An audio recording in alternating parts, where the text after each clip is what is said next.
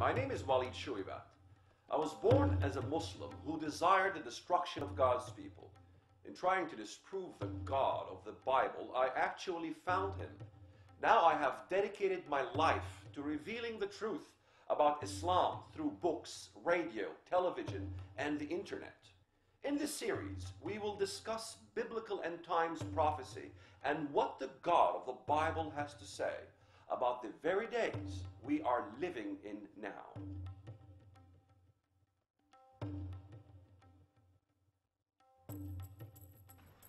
We meet at a time of great tension between the United States and Muslims around the world. The relationship between Islam and the West includes centuries of coexistence and cooperation, but also conflict and religious wars. I've come here to Cairo to seek a new beginning. The United States will never be at war with Islam. Name me one that is not Muslim. In every single context where Christ is on earth fighting, he's fighting a Muslim country. Does the Bible predict such a cataclysmic event with so many Muslim nations? The answer is absolutely yes.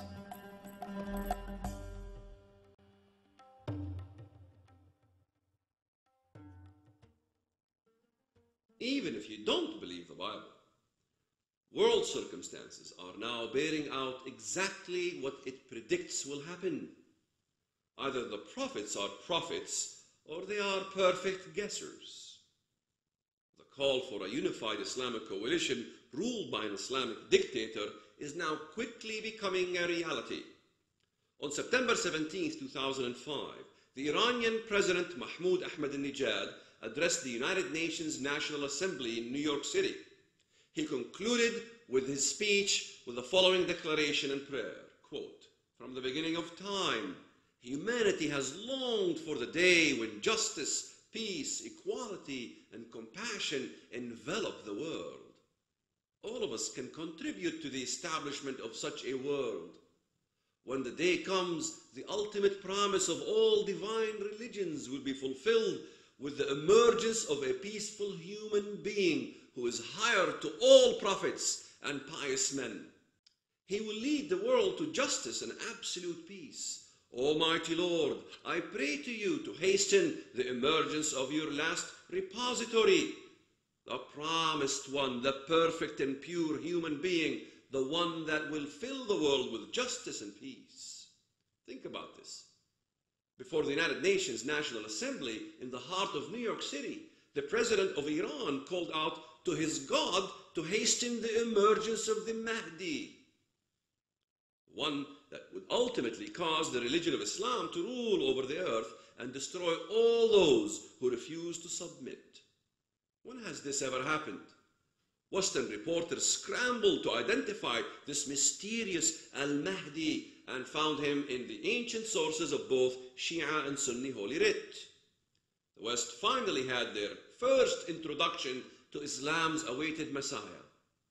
On November 16, 2005, Ahmadinejad, like a Muslim John the Baptist, exhorted crowds in Tehran to pave the way, proclaiming that his main mission as the President of Iran is to prove the path for the glorious reappearance of the Imam Mahdi. May Allah hasten his reappearance. As if that is not astonishing enough, according to Ahmadinejad, this Mahdi will arrive in the next 2 years. The personal relationship with this Muslim Messiah goes beyond announcing his soon coming. Ahmadinejad even claims to converse with this Mahdi. If one thinks this is an anomaly, think again. Iranian leaders set up an institute in 2004 for the study and dissemination of information about the Mahdi. It is fully staffed and even produces children's magazines to influence the younger generation, a Hitler-style youth brainwashing of masses who awaits the Grand Imam and Islam's supreme ruler and Messiah. With weapons of mass destruction and a few nuclear bombs, he might even cause lightning to come down from heaven, as the predicted Mahdi will do. One slight adjustment though. However, the carrier of this nuclear-tipped Shahab will be a transit flight lobbed from an ocean liner right over New York City, perhaps. The Shahab, the choice name picked for Iran's missile, literally means lightning. Everything except the completion of his nuclear program is in place, including the reception site of Mahdi. Over $20 million was spent refurbishing the mosque in Jamkaran, just outside the holy city of Qum. It is ready for the grand finale. The countdown has begun. From the birth pangs of the Holocaust, Israel was born. Why is it every time I speak to a secular audience about Israel, Muslims tell me the birth of Israel was a self-fulfilled prophecy? Did the Jews drag 6 million to their death in order to accomplish such a thing? What does one think about Iran's Hujjatiyya society? Considered by mainstream Shia Muslims to be the lunatic fringe. The Hujjatiyya society is governed by the conviction that the 12th Imam's return can be hastened by the creation of a period of chaos on earth which they must fulfill. The group is so extreme that even the late hardliner Ayatollah Khomeini banned them in 1983.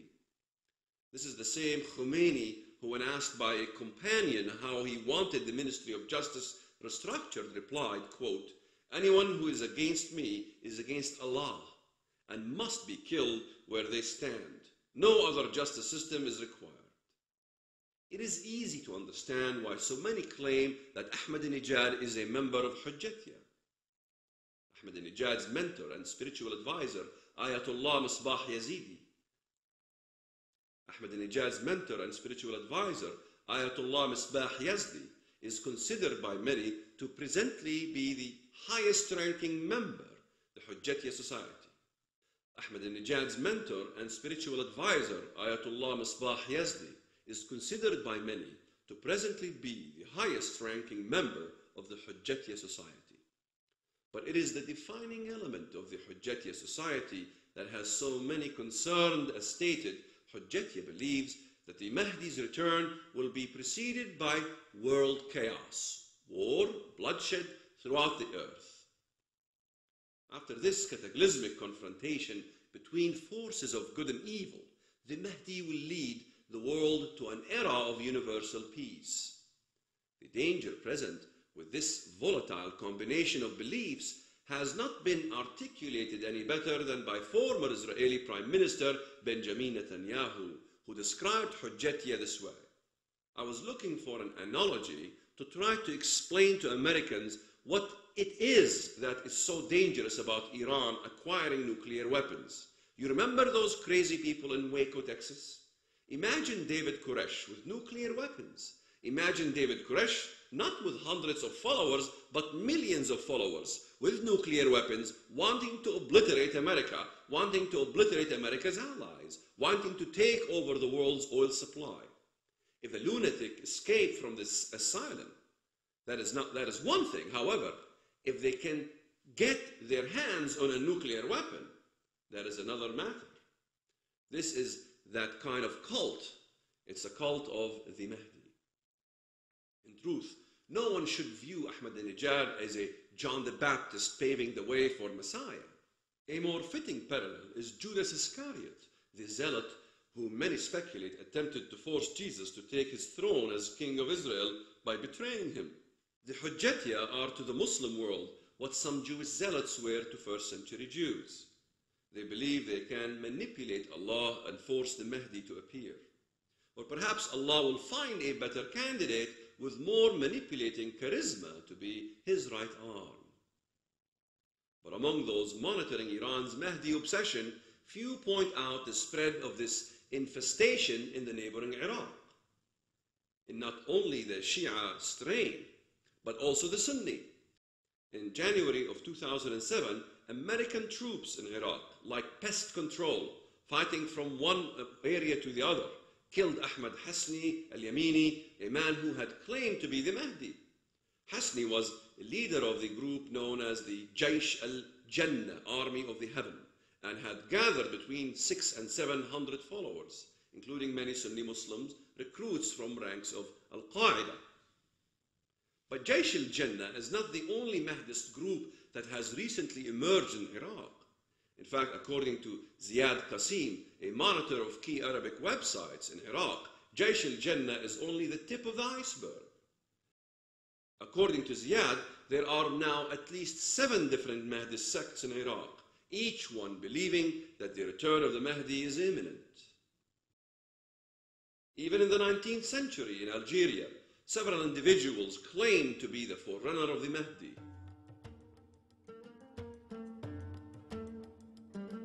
Jesus made it clear that in the last days, many deceivers would emerge claiming to be the Messiah or a prophet and leading many people astray. As we look at the present explosion throughout the Muslim world of Islamic Messianism, all believers should realize that this is a clear sign that we are now approaching the end times. It's not only a call for Mahdi, but a revival of a caliphate as well. Muslims regard themselves as members of one ummah, a community, Muslim believers of the whole world. This concept dominates the Muslim world. The sense of community and loyalty to Muhammad and Allah even trumps family and other social ties, giving reason as to why many Muslims do not hesitate to kill even family members who give up the Islamic faith. Add to this the simple fact that the Islamic sacred traditions are filled with prophecies foretelling the triumph of Islam over the whole world. The eventual conquest and complete Islamization of the earth is as natural an expectation for most Muslims as the rising of the sun. Muslims have sense of entitlement, feeling as if world dominion is simply their destiny. Therefore, for the past 80 plus years, since the actual abolition of the caliphate, the Muslim believer has felt a deep disorder in the power balance of the world. Rather than united Islamic empire under the caliph, the Islamic world has existed as a network of underachieving and defeated nation states. They see the modern Muslim states in the Middle East as a product of evil of the Western powers. Despite being secular states, Muslims often see them as Christian nations who divide the Islamic caliphate. At the same time, too often, they are ruled by corrupt third-rate dictators who live in luxury while their people live in poverty. In February of 2006, Sheikh Ismail Nawahde of Guiding Helper Foundation preached to the gathering of Muslims on the Temple Mount in Jerusalem. He called upon them to restore the caliphate, or as he explained, genuine Islamic rule, which would unite the Muslims in the war against the infidels, close quote. And only a few months later, Sheikh Ra'ad Salah of the Islamic movement in Israel, addressing over 50,000 Muslims just outside Israeli city of Haifa, declared, quote, Jerusalem will soon be the capital of a Muslim Arab caliphate, and all efforts by the Israeli establishment to Judaize the city will amount to nothing. Soon, Jerusalem will be the capital of the new Muslim caliphate, and the caliph's seat will be there. Astonishing. Many surveys show that since the US-led invasions of Afghanistan and Iraq, Muslims almost universally have seen the war against terrorism as a war on Islam. Muslims regard themselves as members of the Ummah, or community of believers, that forms the heart of Islam. As the earthly head of this community, the Caliph is cherished both as memory and ideal. The Caliphate is still esteemed by many ordinary Muslims. The University of Maryland conducted a face-to-face survey of 4,384 Muslims between December 9, 2006 and February 15, 2007. 1,000 Moroccans, 1,000 Egyptians, 1,243 Pakistanis, 1,141 Indonesians. Andrew Bostom, author of The Legacy of Jihad and an expert on Islamic Jihad, commented on the results. 65.2% of those interviewed, almost two-thirds, hardly a fringe minority, desire this outcome, to unify all Islamic countries into a single Islamic state or caliphate, including 49% of moderate Indonesian Muslims. 65.5% of this Muslim sample approved proposition to require a strict application of Sharia laws in every Islamic country. How many times have you heard that most of Muslims of the world are moderate and are not a threat to the West? How many times have you heard that we only need to worry about a small minority here? Does a 2/3 sound like a small minority to you? It is time to get real. The Caliphate confers legitimacy to the jihad. According to Islamic law, without a caliphate, it is not possible to declare a genuinely sanctioned pan-Islamic jihad. Similar to the need for the President of the United States to declare a state of war, it is also necessary for a caliph to be in office for any official pan-Islamic jihad to be declared. This is why many Muslims condemn terrorism, since we don't have the caliphate established yet. But once a caliphate is in office, it is actually law for him to engage the non-Muslim world in war in order to spread Islam.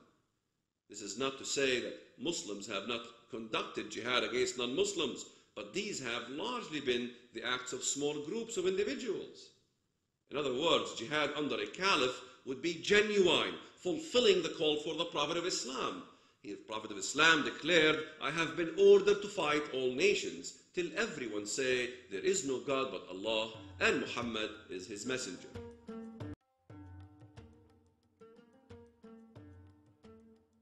And so we have the convergence of numerous geopolitical realities, Bible prophecy, Muslim end-time beliefs, and even American intelligence, all pointing to the same conclusions, all confirming the many prophecies that were made in the Bible thousands of years ago. Now is the time for believers everywhere to prepare both their hearts and their affairs. It is time to get your house in order, and if you are a non-believer, now is the time to reconsider your position. Now we will see that coalition of Ezekiel 38 is forming right before our eyes. New developments seem to fall into place daily. In this section, we will show some of the latest events that significantly supports the prophecy of Ezekiel 38. From this prophecy, we know that among the specific nations that will be part of the Antichrist 10-nation coalition are Turkey, Iran, Sudan, Syria, and Libya. Many other nations will also submit or fall to the Antichrist, but the exact order of these events we cannot be sure. Through several of the other prophecies, we know that Lebanon and the Palestinian territories will be involved as well. With Sudan, we could also see Somalia as part of the coalition. Several Central Asian states are likely, such as Afghanistan, Pakistan. With Libya, we could also see other North Africa nations involved like Morocco, Algeria, Tunisia, etc. Along with Turkey, we could also see the Turkic nations south of Russia, Turkmenistan, Kyrgyzstan, Uzbekistan, and others. But for now, we will stick only with the nations that we are clearly presented within the Gog-Magog prophecy: Iran, Syria, Libya, Sudan, and Turkey. Analysts now nearly all agree that perhaps the most significant unintended consequence of America's war in Iraq and the toppling of Saddam Hussein is that the majority of Shia Muslims of Iraq, those who were significantly suppressed under Saddam's regime, have arisen to a great political power in Iraq. And the ripple effect this has caused is significantly changing the balance of power in the Middle East. One of the most basic elements of Middle East politics that one needs to understand is the power balance between the Sunni and the Shia nations. For the past 50 years, the Kingdom of Saudi Arabia has been the top dog oil-producing nation in the Middle East. Not only that Saudi Arabia clearly is a top oil producer, but she also has the greatest global percentage of readily available oil reserves. Simply put, whoever has the oil has the money and the power. The Kingdom of Saudi Arabia is also a Sunni Muslim nation, now standing on the other side of the ring just across the Persian Gulf is Iran. Iran is the second greatest oil producer in the region and is far and away the Shia stronghold of the earth. Since late 1970s, when the Iranian Revolution began, Iran has been struggling to cast itself as the greatest and most powerful Muslim nation in the world. So remember this. In the power struggle between the Shia and the Sunni worlds, it is Saudi Arabia and Iran who stand at odds. The Kingdom of Saudi Arabia and Iran represent leaders of the two power blocs, the Sunni and the Shia blocs. While not all Muslim nations are so deeply concerned about these sectarian divisions, within the Middle East proper, this power struggle is everything seconded only by the greater Muslim world's hatred for Israel and the West. It is for this reason that the nations of Saudi Arabia, Egypt, and Jordan have emerged as partners in their resistance to the growing power of what is now being called the Shia Crescent. With this background set, we can now move on to see which nations are taking which side and why. While many would assume that those nations that are Sunni would join Sunni alliance and the Shia would join Iran, it is not that simple. Instead, many Muslim nations are siding up according to which nations are perceived as friendly to the West and Israel versus those nations that have assumed a more Islamist and radical disposition. So on one side, we have a primarily Sunni and so-called moderate Western-friendly coalition, and on the other side is a divided Shia-Sunni coalition that's staunchly anti-West and far from moderate. This divided Sunni-Shia dimension to the emerging Islamist coalition fits perfectly in line with what we are expecting to see with regard to the final Antichrist coalition, in that the kingdom will be divided, Daniel 2:41. In light of the various blatantly anti-Semitic statements and threats that are made regularly by leaders throughout the Middle East, one cannot help but view such an optimistic outlook as being ridiculously naive, as Palestinian leaders regularly claim that Islam commands to destroy Israel and that they will never accept a peace with the Jews.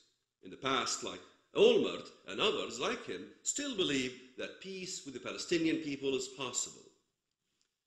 This is in 1938 all over again. I remind you of Neville Chamberlain's now infamous declarations of optimism regarding the peace agreement that he had established with Adolf Hitler. On September 30th, 1938, the newspaper read as follows: Prime Minister Neville Chamberlain arrived back in the UK today holding an agreement signed by Adolf Hitler, which states that German leaders desire never to go to war with Britain again. Mr. Chamberlain declared that accord with the German side, peace for our time.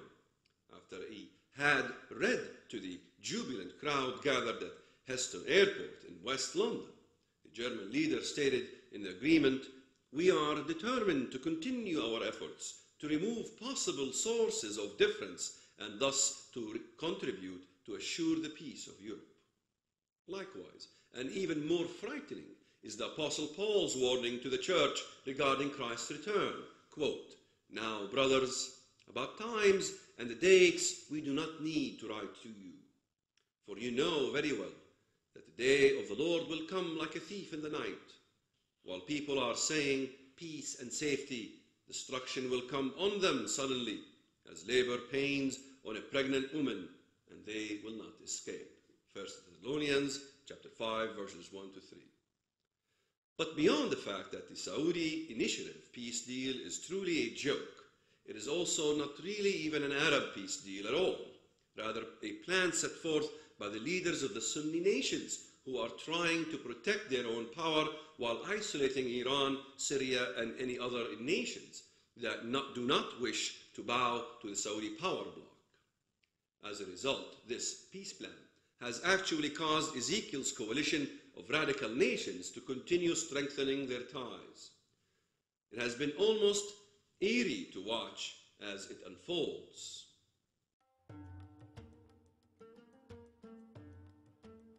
After examining all of the various reasons biblically for seeing the soon coming emergence of a radical Islamic empire. In fact, nearly every statistic is pointing to this very direction. And thus, the world that we live in is daily creeping closer and closer to perfectly reflecting that world of which the Bible prophesied thousands of years ago when it spoke of the end times. The time is shorter than most think. Let us hasten, therefore, to the work of God.